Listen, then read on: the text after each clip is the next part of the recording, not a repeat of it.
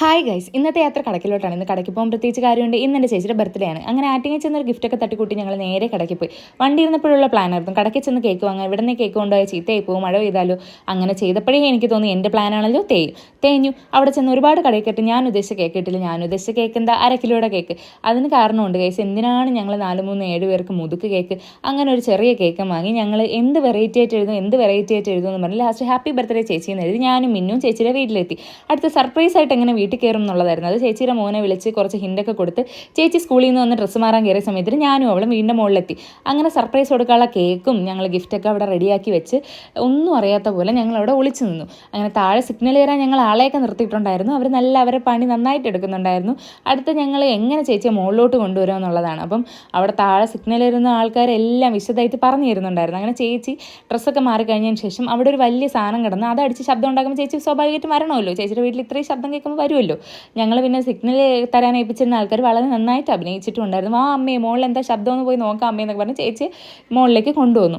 അപ്പം നിങ്ങൾക്കിപ്പോൾ ശ്രദ്ധിച്ചാൽ മനസ്സിലാവും ചേച്ചി എന്തോരം സർപ്രൈസ് ആയിട്ടുണ്ടെന്നുള്ളത്. കാര്യം എൻ്റെ അഭിനയം അങ്ങനെ ആയിരുന്നല്ലോ. ഞാൻ വരില്ല ചേച്ചി, ഒരിക്കലും വരില്ല, എനിക്കിന്നിവിടെ ജോലിയുണ്ട്, എനിക്ക് അങ്ങനെയാണ് ഇങ്ങനെയാണെന്നൊക്കെ പറഞ്ഞ് ഞാനും നല്ല അഭിനയമാണ് കാഴ്ചവെച്ചത്. അപ്പോൾ ചേച്ചി ഒരിക്കലും പ്രതീക്ഷിക്കത്തില്ല. അങ്ങനെ നന്നായിട്ട് സർപ്രൈസായി. നമുക്കിത് മതിയല്ലോ ഗൈസ്. അങ്ങനെ ചേച്ചി തൊഴുതുകൊണ്ടൊക്കെ വരുന്നില്ലേ, എനിക്കാണെങ്കിൽ ചിരിയാണ് വന്നത്. അങ്ങനെ ചേച്ചി കേക്ക് കട്ട് ചെയ്യാൻ ഡ്രസ്സ് മാറാൻ പോയ സമയത്ത് ഞാൻ എൻ്റെ കൊച്ചുങ്ങളേക്ക് ഒന്ന് കളിപ്പിച്ചു. ചേച്ചി ഡ്രസ്സ് മാറി വന്ന് കേക്ക് കട്ടിങ് സെറമണിയാണ്. കണ്ടില്ലേ, 4, 3, 7 പേര് ഞങ്ങൾ മാത്രമേ ഉള്ളൂ. അങ്ങനെ ചേച്ചി കട്ട് ചെയ്യുന്നു, മക്കൾക്ക് കൊടുക്കുന്നു, മക്കൾ ചേച്ചിക്ക് കൊടുക്കുന്നു. അവിടെ ഒരു ബഹളമായിരുന്നു. എന്നിട്ട് കുറച്ച് കേക്ക് എനിക്കും കിട്ടി ഗൈസ്, എനിക്കും മിന്നുവിനും കിട്ടി. ഞങ്ങൾ അതും തിന്നിട്ട് അടുത്തതാണ് ട്വിസ്റ്റ്. നിങ്ങൾ ഇനി കാണാൻ പോകുന്നതാണ് ട്വിസ്റ്റ്. മിന്നു പോയി ഗിഫ്റ്റ് എടുത്തുകൊണ്ട് വന്നു.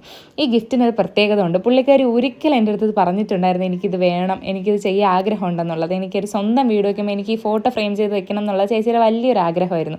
ഞാനും എൻ്റെ ചേച്ചിയും ചേട്ടനും കൂടി ഒരിക്കലും ഒരു ഫോട്ടോ ഒരുമിച്ച് എടുക്കാറില്ല. അങ്ങനെ ഒരു ഫോട്ടോ എടുത്തിട്ടുണ്ട്.